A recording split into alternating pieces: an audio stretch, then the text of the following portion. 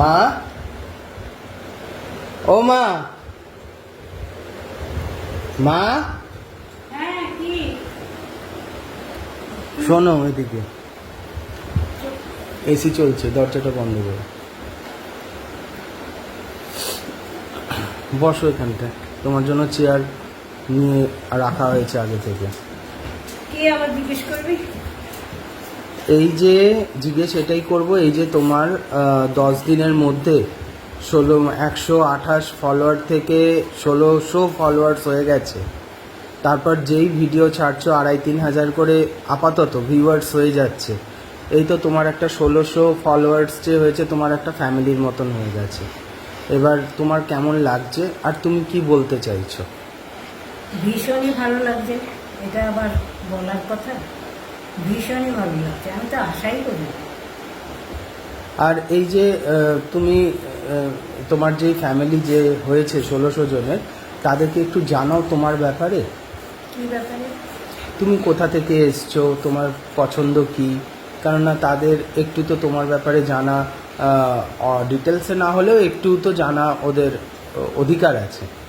মানে এটা বলতে চাইছি যে আমি কোথায় ছিলাম, কোথায় হ্যাঁ, এলাম। হ্যাঁ। ঢাকা বিক্রমপুরের মেয়ে, বাংলাদেশের, মানে ভাওয়াল দেশের রাজার দেশ, সেখানকার মেয়ে। তো 70 সালে চলে আসতে হলো এখান থেকে। কেন কেন? পরিস্থিতি খারাপ ছিল, তারপরেই তো 71 সালে যুদ্ধটা শুরু। আচ্ছা, আমরা ওইটা জানতাম আগের থেকে যে পরিস্থিতি ভীষণই খারাপ দেশের। তো সেই জন্য আর কি আমাদের যখন কলকাতায় আমার মেজো কাকা আছেন, ওই জন্য ওইখান থেকে। কে কে এলে? তুমি একা? না না, আমার ছোট বোন, আমার থেকে অনেক ছোট, 5 বছরের ছোট। ওই বোন আর আমি আর আমার কাকা, ছোট কাকা দিয়ে গেল আমাদের। তোমার বাংলাদেশের সেই যে 70 সালে এসছো, তারপর থেকে এখনো অবধি তো যাওনি? না, যাওয়াই হয়। তা ওখানকার কিছু তোমার ফেভারিট জায়গা কি, পছন্দের জায়গা কি, যেটা তোমার মনে পড়ে? মানে এখন যদি আবার যাওয়া হয় সেই জায়গাটায় তুমি যেতে চাইবে? ফেভারিট জায়গা বলতে আমার আত্মীয় স্বজন ভর্তি এখনো আছে ওইখানে। অনেকেই, সবাই তো আর চলে আসেনি, অনেকেই আছে। তো ওই ইচ্ছা করে তাদের সঙ্গে আবার দেখা করতে, তাদের বাড়িতে যেতে, তাদের সঙ্গে আবার ওইটা প্রিয় তো সবাই, বাড়ি ঘর সবই তো প্রিয়।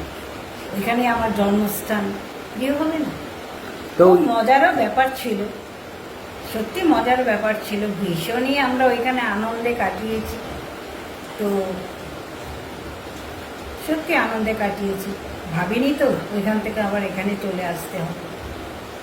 সেটাই। অনেক মজার ঘটনা আছে, স্কুলের, বাড়ির, পাড়া প্রতিবেশী নিয়ে, লোকেদের নিয়ে, মানে সব পাড়াপাড়ি সব বন্ধু বান্ধব, তাদের নিয়ে কত মজা করেছি। অনেক ঘটনাই আছে, আচ্ছা। সেগুলো এখনো আমার মনে পড়লে কষ্ট হয়। না না, যাবে, আমি খুব তাড়াতাড়ি তোমাকে নিয়ে যাব। এখন তো ভিসা টিজা পাওয়া যাচ্ছে না, সব কিছু ঠিকঠাক হোক, অবশ্যই নিয়ে যাব।